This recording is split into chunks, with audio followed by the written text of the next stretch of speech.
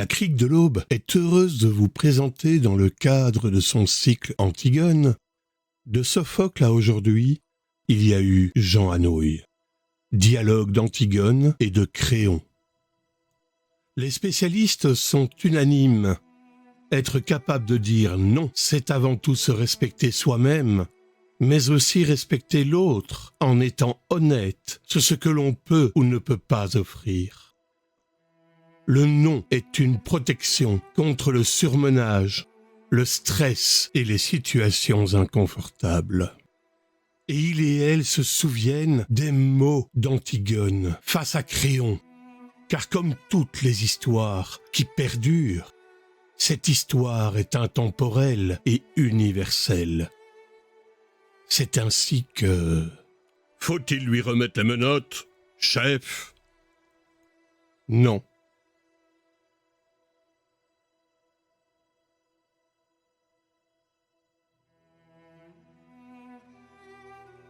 Avais-tu parlé de ton projet à quelqu'un? Non. As-tu rencontré quelqu'un sur ta route? Non, personne. Tu es bien sûr? Oui. Alors, écoute, tu vas rentrer chez toi, te coucher, dire que tu es malade, que tu n'es pas sorti depuis hier. Ta nourrice dira comme toi: je ferai disparaître ces 3 hommes. Pourquoi?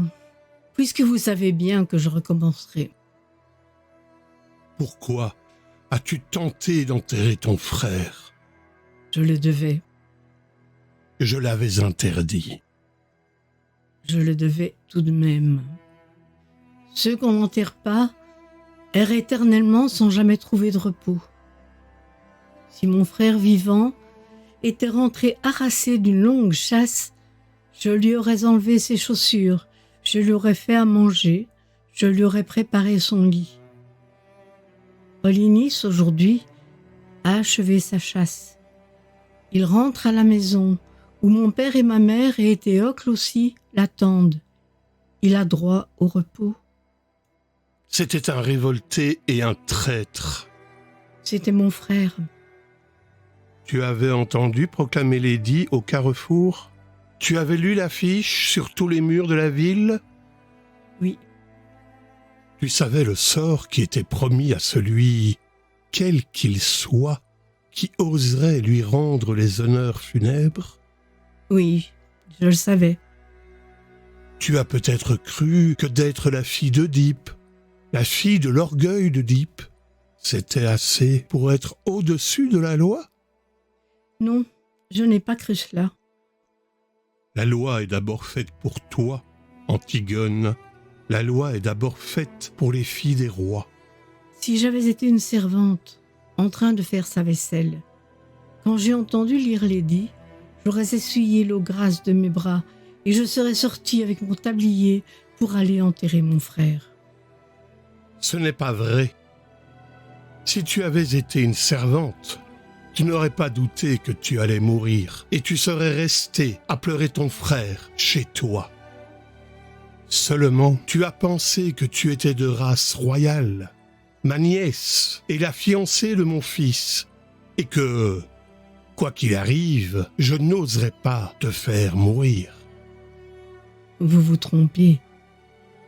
J'étais certaine que vous me feriez mourir au contraire.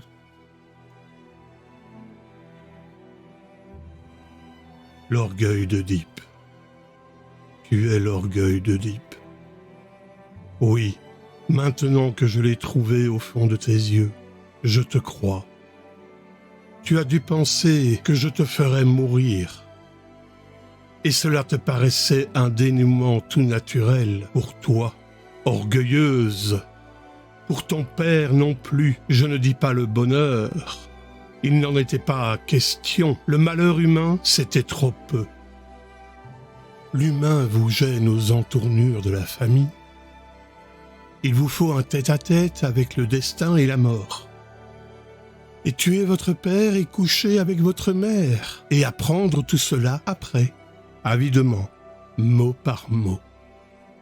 Quel breuvage, hein? Les mots qui vous condamnent.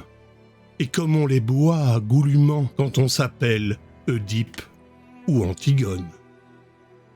Et le plus simple, après, c'est encore de se crever les yeux et d'aller mendier avec ses enfants sur les routes. Eh bien, non. Ces temps sont révolus pour Thèbes. Thèbes a droit maintenant à un prince sans histoire. Moi, je m'appelle seulement Créon, Dieu merci. J'ai mes 2 pieds par terre, mes 2 mains enfoncées dans mes poches, et, puisque je suis roi, j'ai résolu, avec moins d'ambition que ton père, de m'employer tout simplement à rendre l'ordre de ce monde un peu moins absurde, si c'est possible. Ce n'est même pas une aventure, c'est un métier pour tous les jours et pas toujours drôle, comme tous les métiers. Mais puisque je suis là pour le faire, je vais le faire. Et si demain un messager crasseux dévale du fond des montagnes pour m'annoncer qu'il n'est pas très sûr non plus de ma naissance, je le prierai tout simplement de s'en retourner d'où il vient, et je ne m'en irai pas pour si peu regarder ta tante sous le nez et me mettre à confronter les dates. Les rois ont autre chose à faire que du pathétique personnel, ma petite fille. Alors, écoute-moi bien. Tu es Antigone, tu es la fille d'Oedipe, soit, mais tu as 20 ans, et il n'y a pas longtemps encore. Tout cela se serait réglé par du pain sec et une paire de gifles. Te faire mourir, tu ne t'es pas regardé, moineau. Tu es trop maigre. Grossis un peu, plutôt, pour faire un gros garçon à Aimon. Thèbes en a besoin plus que de ta mort, je te l'assure. Tu vas rentrer chez toi tout de suite, faire ce que je t'ai dit et te taire. Je me charge du silence des autres. Allez, va, et ne me foudroie pas comme cela du regard. Tu me prends pour une brute, c'est entendu. Et tu dois penser que je suis décidément bien prosaïque. Mais je t'aime bien tout de même, avec ton sale caractère. N'oublie pas que c'est moi qui t'ai fait cadeau de ta première poupée, il n'y a pas si longtemps. Antigone, c'est par cette porte qu'on regagne ta chambre. Où t'en vas-tu par là? Vous le savez bien.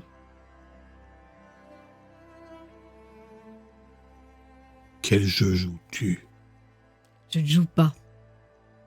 Tu ne comprends donc pas que si quelqu'un d'autre que ces 3 brutes sait tout à l'heure ce que tu as tenté de faire, je serai obligé de te faire mourir. Si tu te tais maintenant, si tu renonces à cette folie, j'ai une chance de te sauver, mais je ne l'aurai plus dans 5 minutes. Le comprends-tu? Il faut que j'aille enterrer mon frère que ces hommes ont découvert. Tu irais refaire ce geste absurde? Il y a une autre garde autour du corps de Polynice et, même si tu parviens à le recouvrir encore, on dégagera son cadavre. Tu le sais bien. Que peux-tu donc, sinon, t'ensanglanter encore les ongles et te faire prendre? Rien d'autre que cela, je le sais. Mais cela, du moins, je le peux.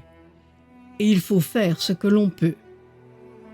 Tu y crois donc vraiment, toi, à cet enterrement dans les règles, à cette ombre de ton frère condamné à errer toujours, si on ne jette pas sur le cadavre un petit peu de terre avec la formule du prêtre? Tu leur as déjà entendu la réciter au prêtre de Thèbes, la formule? Tu as vu ces pauvres têtes d'employés fatigués, écourtant les gestes, avalant les mots, bâclant ce mort pour en prendre un autre avant le repas de midi? Oui, je les ai vus. Est-ce que tu n'as jamais pensé alors que si c'était un être que tu aimais vraiment, qui était là, couché dans cette boîte, tu te mettrais à hurler tout d'un coup, à leur crier de se taire, de s'en aller. Si, je l'ai pensé. Et tu risques la mort maintenant parce que j'ai refusé à ton frère ce passeport dérisoire, ce bredouillage en série sur sa dépouille, cette pantomime dont tu aurais été la première à avoir honte et mal si on l'avait jouée. C'est absurde. Oui, c'est absurde. Pourquoi fais-tu ce geste? Alors, pour les autres, pour ceux qui y croient, pour les dresser contre moi? Non, Ni pour les autres, ni pour ton frère? Pour qui alors? pour personne. Pour moi. Tu as donc bien envie de mourir. Tu as l'air d'un petit gibier pris. Ne vous attendrissez pas sur moi. Faites comme moi. Faites ce que vous avez à faire. Mais si vous êtes un être humain, faites-le vite. Voilà tout ce que je vous demande. Je n'aurai pas du courage éternellement, c'est vrai.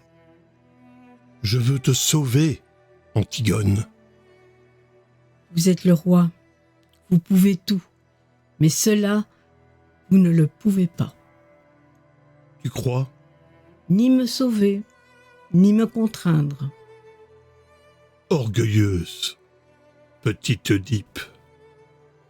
Vous pouvez seulement me faire mourir. Et si je te fais torturer? Pourquoi? Pour que je pleure? Que je demande grâce? Pour que je jure tout ce qu'on voudra et que je recommence après, quand je n'aurai plus mal? Écoute-moi bien. J'ai le mauvais rôle, c'est entendu. Et tu as le bon. Et tu le sens, mais n'en profite tout de même pas trop, petite peste. Si j'étais une bonne brute ordinaire de tyran. Lâchez-moi. Vous faites mal au bras avec votre main. Non. Moi, je suis le plus fort comme cela. J'en profite aussi. Aïe! C'est peut-être ce que je devrais faire après tout. Tout simplement. Te tordre le poignet, te tirer les cheveux comme on fait aux filles dans les jeux. Je suis ton oncle. C'est entendu. Mais nous ne sommes pas tendres les uns pour les autres, dans la famille. Cela ne te semble pas drôle, tout de même, ce roi bafoué qui t'écoute, ce vieil homme qui peut tout et qui en a vu tuer d'autres, je t'assure, est d'aussi attendrissant que toi, et qui est là, à se donner toute cette peine pour essayer de t'empêcher de mourir. Vous serrez trop maintenant. Cela ne me fait même plus mal. Je n'ai plus de bras. Dieu sait pourtant si j'ai autre chose à faire aujourd'hui. Mais je vais tout de même perdre le temps qu'il faudra et te sauver, petite peste.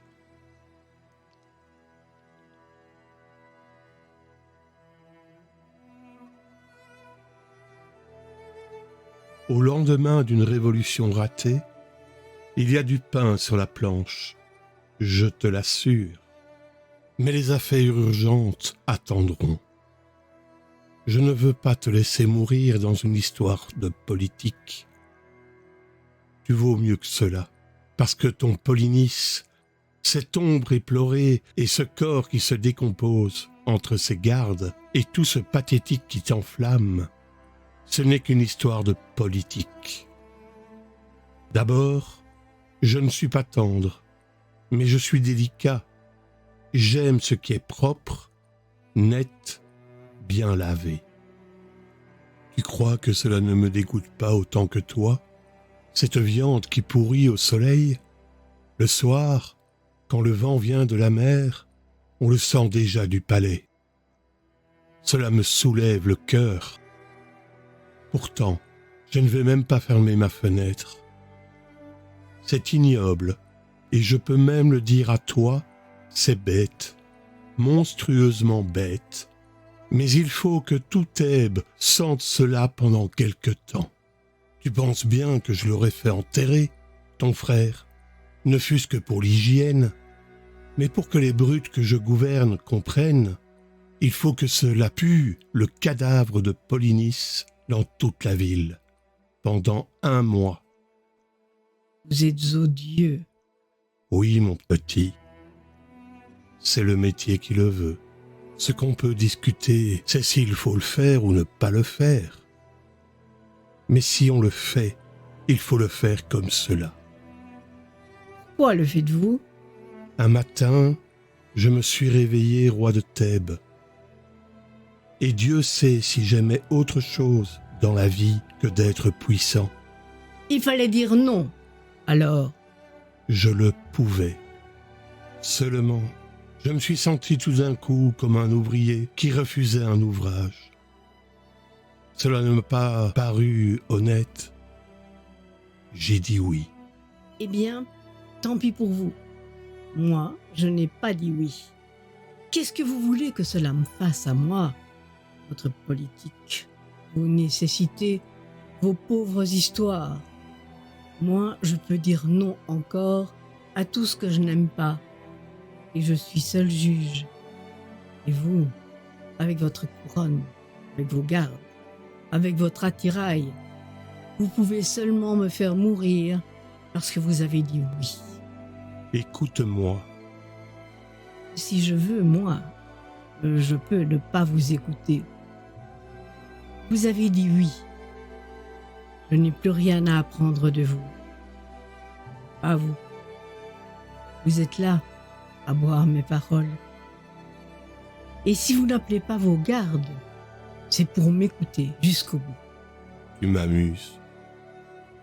Non, je vous fais peur. C'est pour cela que vous essayez de me sauver.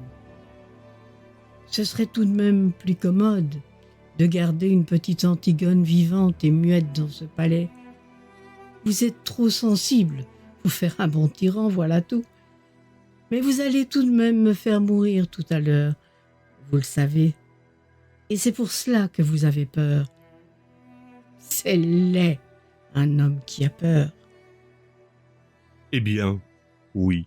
J'ai peur d'être obligé de te faire tuer si tu t'obstines.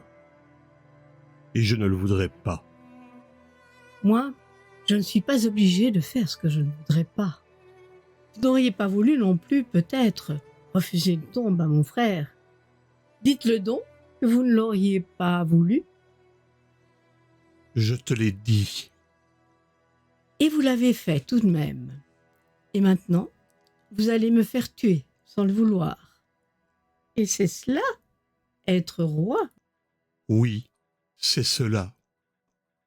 Pauvre crayon, avec mes ongles cassés et pleins de terre, et les bleus que tes gardes m'ont fait au bras, avec ma peur qui me tord le ventre, moi je suis reine. Alors, aie pitié de moi, vis.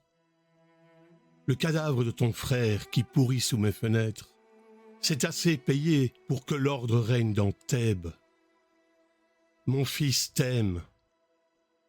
Ne m'oblige pas à payer avec toi encore. J'ai assez payé. Non, vous avez dit oui. Vous ne vous arrêterez jamais de payer maintenant.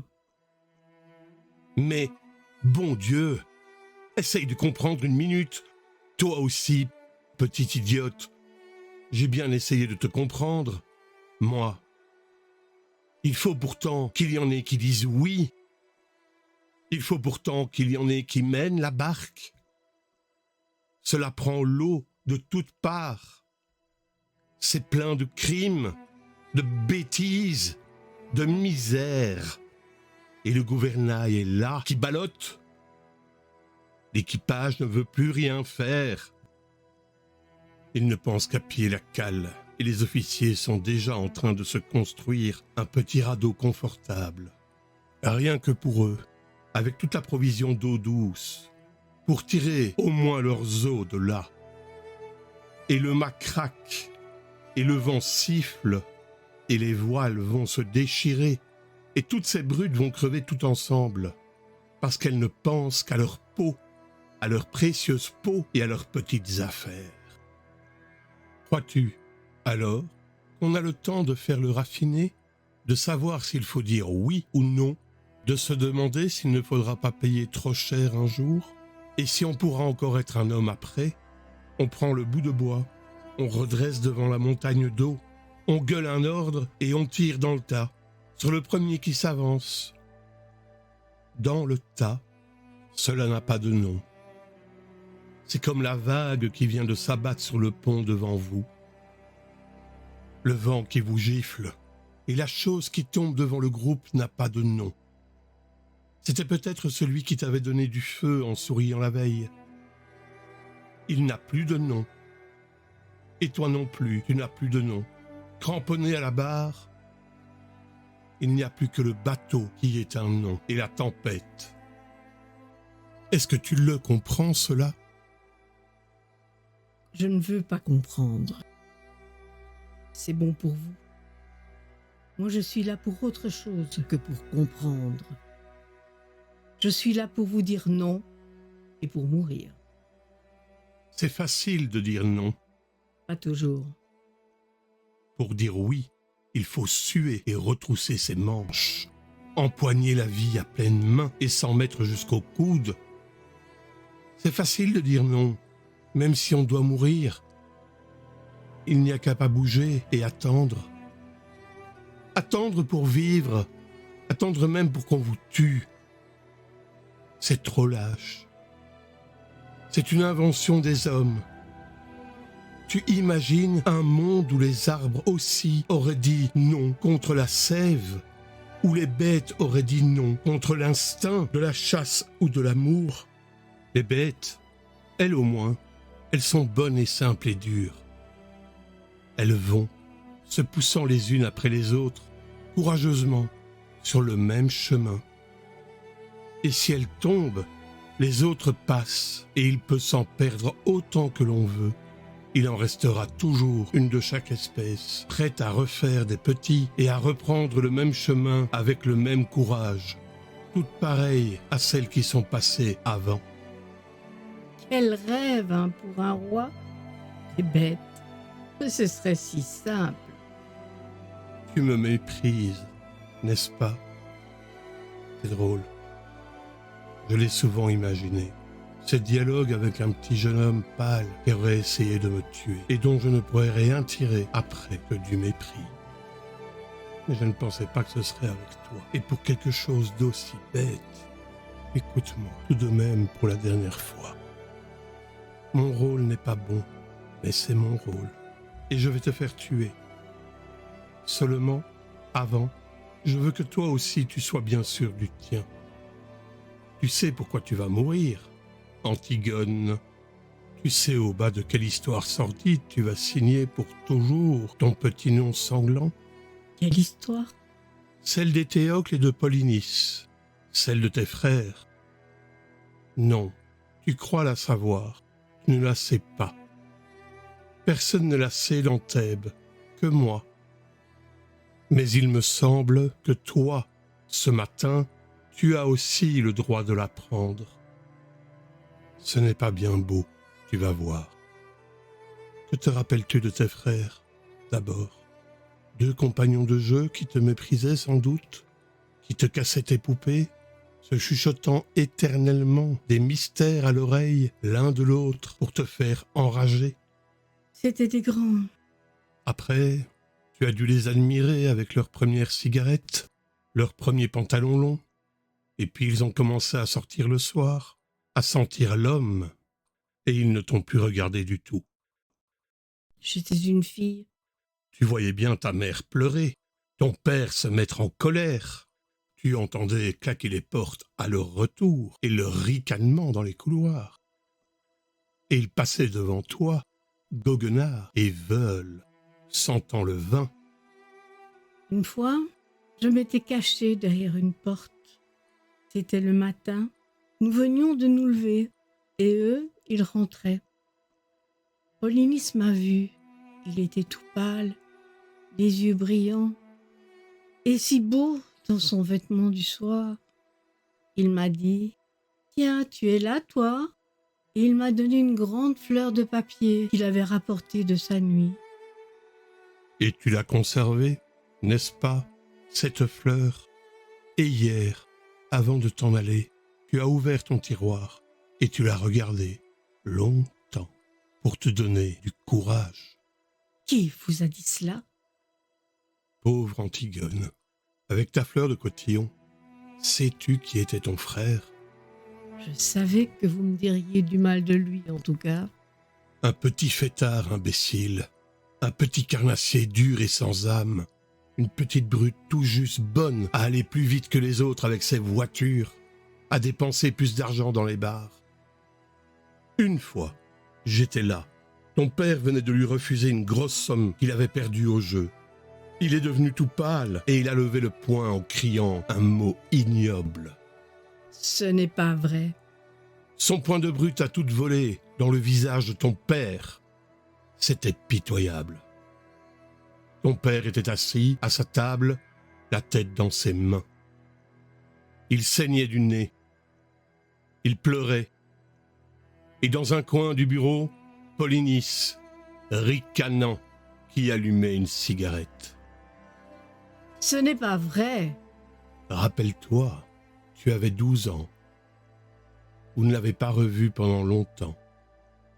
C'est vrai, cela? Oui, c'est vrai.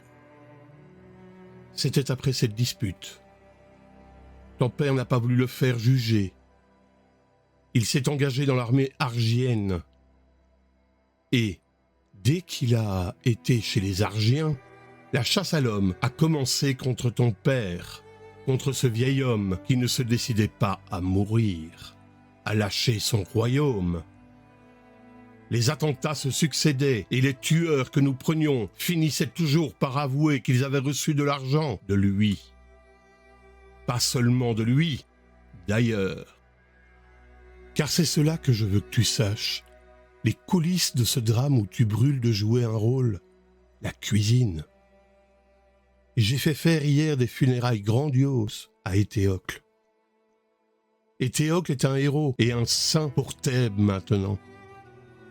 Tout le peuple était là. Les enfants des écoles ont donné tous les sous de leur tirelire pour la couronne. Des vieillards, faussement émus, ont magnifié, avec des trémolos dans la voix, le bon frère, le fils d'Œdipe, le prince royal. Moi aussi, j'ai fait un discours. Et tous les prêtres de Thèbes au grand complet, avec la tête de circonstance. Et les honneurs militaires, il fallait bien. Tu penses que je ne pouvais tout de même pas m'offrir le luxe d'une crapule dans les deux camps? Mais je vais te dire quelque chose, à toi, quelque chose que je sais seul, quelque chose d'effroyable. Éthéocle, ce prix de vertu ne valait pas plus cher que Polynice. Le bon fils avait essayé, lui aussi, de faire assassiner son père. Le prince loyal avait décidé, lui aussi, de vendre Thèbes aux plus offrants. Oui, crois-tu que c'est drôle? Cette trahison pour laquelle le corps de Polynice est en train de pourrir au soleil, j'ai la preuve maintenant qu'Éthéocle, qui dort dans son tombeau de marbre, se préparait, lui aussi, à la commettre. C'est un hasard si Polynice a réussi son coup avant lui. Nous avions affaire à deux larrons en foire qui se trompaient l'un l'autre en nous trompant et qui se sont égorgés comme deux petits voyous qu'ils étaient pour un règlement de compte. Seulement, il s'est trouvé que j'ai eu besoin de faire un héros de l'un d'eux. Alors, j'ai fait rechercher leurs cadavres au milieu des autres. On les a retrouvés embrassés pour la première fois de leur vie, sans doute. Ils s'étaient embrochés mutuellement, et puis la charge de la cavalerie argienne leur avait passé dessus. Ils étaient en bouillie, Antigone, méconnaissables. J'ai fait ramasser un des corps, le moins abîmé des deux, pour mes funérailles nationales, et j'ai donné l'ordre de laisser pourrir l'autre où il était. Je ne sais même pas lequel, et je t'assure que cela m'est bien égal. Pourquoi m'avez-vous raconté cela? Valait-il mieux te laisser mourir dans cette pauvre histoire? Peut-être. Moi, je croyais. Qu'est-ce que tu vas faire maintenant? Je vais remonter dans ma chambre. Ne reste pas trop seul. Va voir Raymond ce matin. Marie-toi vite. Oui. Tu as toute ta vie devant toi. Notre discussion était bien oiseuse, je t'assure. Tu as ce trésor, toi, encore. Oui. Rien d'autre ne compte. Et tu allais le gaspiller. Je te comprends, j'aurais fait comme toi à 20 ans. C'est pour cela que je buvais tes paroles. J'écoutais du fond du temps un petit créon, maigre et pâle comme toi, et qui ne pensait qu'à tout donner, lui aussi. Marie-toi vite, Antigone, sois heureuse. La vie n'est pas ce que tu crois. C'est une eau que les jeunes gens laissent couler sans le savoir, entre leurs doigts ouverts. Ferme tes mains, vite. Retiens-la. Tu verras, cela deviendra une petite chose dure et simple qu'on grignote, assis au soleil. Ils te diront tout le contraire parce qu'ils ont besoin de ta force et de ton élan. Ne les écoute pas. Ne m'écoute pas quand je ferai mon prochain discours devant le tombeau d'Éthéocle. Ce ne sera pas vrai. Rien n'est vrai que ce qu'on ne dit pas. Tu l'apprendras, toi aussi, trop tard. La vie, c'est un livre qu'on aime. C'est un enfant qui joue à vos pieds. Un outil qu'on tient bien dans sa main. Un banc pour se reposer le soir devant sa maison. Tu vas me mépriser encore, mais de découvrir cela, tu verras, c'est la consolation dérisoire de vieillir. La vie, ce n'est peut-être tout de même que le bonheur. Le bonheur. Un pauvre mot, hein? Quel sera-t-il, mon bonheur? Quelle femme heureuse deviendra-t-elle, la petite Antigone? Quelle pauvreté faudra-t-il qu'elle fasse, elle aussi, jour après jour, pour arracher avec ses dents son petit lambeau de bonheur? Dites, à qui devra-t-elle mentir? À qui sourire? À qui se vendre? Qui devra-t-elle laisser mourir en détournant le regard? Tu es folle. Tais-toi. Non, je ne me tairai pas. Je veux savoir comment je m'y prendrai moi aussi pour être heureuse. Tout de suite, puisque c'est tout de suite qu'il faut choisir. Vous dites que c'est si beau la vie. Je veux savoir comment je m'y prendrai pour vivre. Tu aimes Aymon? Oui, j'aime Aymon. J'aime un Aymon dur et jeune, un Aymon exigeant et fidèle, comme moi. Mais si votre vie, votre bonheur, doivent passer sur lui avec leur usure, si Aymon ne doit plus pâlir quand je pâlis, s'il ne doit plus me croire morte quand je suis en retard de 5 minutes, s'il ne doit plus se sentir seul au monde et me détester quand je ris sans qu'il sache pourquoi, s'il doit devenir près de moi le monsieur Aymon, s'il doit apprendre à dire oui lui aussi, alors je n'aime plus Aymon. Tu ne sais plus ce que tu dis. Tais-toi. Si, je sais ce que je dis, mais c'est vous qui ne m'entendez plus. Je vous parle de trop loin maintenant, d'un royaume où vous ne pouvez plus entrer, avec vos rides, votre sagesse, votre ventre. Ah, je ris, Créon, je ris parce que je te vois à 15 ans tout d'un coup. C'est le même air d'impuissance et de croire que l'on peut tout. La vie t'a seulement ajouté ces petits plis sur le visage et cette graisse autour de toi. Te tairas-tu, enfin? Pourquoi veux-tu me faire taire? Parce que tu sais que j'ai raison. Tu crois que je ne lis pas dans tes yeux que tu le sais? Tu sais que j'ai raison, mais tu ne l'avoueras jamais parce que tu es en train de défendre ton bonheur en ce moment comme un os. Le tien et le mien. Oui, imbécile. Vous me dégoûtez tous avec votre bonheur, avec votre vie qu'il faut aimer coûte que coûte. On dirait des chiens qui lèchent tout ce qu'ils trouvent. Et cette petite chance pour tous les jours, si on n'est pas trop exigeant. Moi, je veux tout de suite, et que ce soit entier. Ou alors, je refuse. Je ne veux pas être modeste, moi, et me contenter d'un petit morceau si j'ai été bien sage.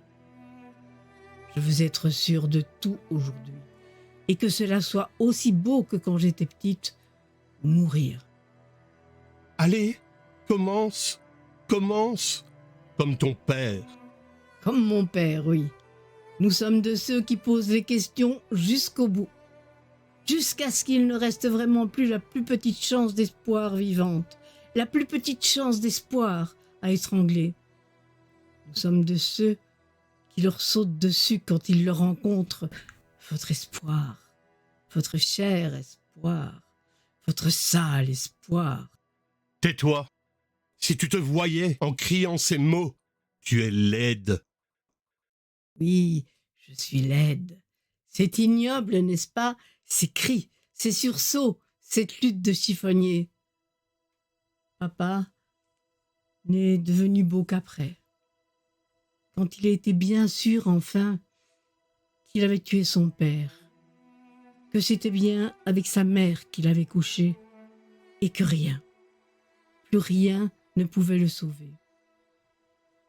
Alors, il s'est calmé, tout d'un coup. Il a eu comme un sourire, et il est devenu beau. C'était fini. Il n'a plus eu qu'à fermer les yeux pour ne plus vous voir. Ah, vos têtes, vos pauvres têtes de candidats au bonheur. C'est vous qui êtes laids, même les plus beaux. Vous avez tous quelque chose de laid au coin de l'œil, de la bouche. Tu l'as bien dit tout à l'heure, Crayon, la cuisine. Vous avez des têtes de cuisinier. Je t'ordonne de te taire maintenant. Tu entends? Tu m'ordonnes, cuisinier? Tu crois que tu peux m'ordonner quelque chose? L'antichambre est pleine de monde. Tu veux donc te perdre? On va t'entendre. Eh bien, ouvre les portes, justement, ils vont m'entendre. Vas-tu te taire? Enfin, bon Dieu! Allons vite, cuisinier. Appelle tes gardes.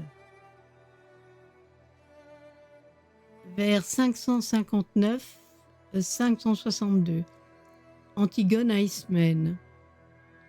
Aie courage, tu vis. Moi, depuis longtemps, mon âme est morte et n'est utile qu'aux morts. Sophocle. C'est plein de disputes. Un bonheur. Jean Anouilh.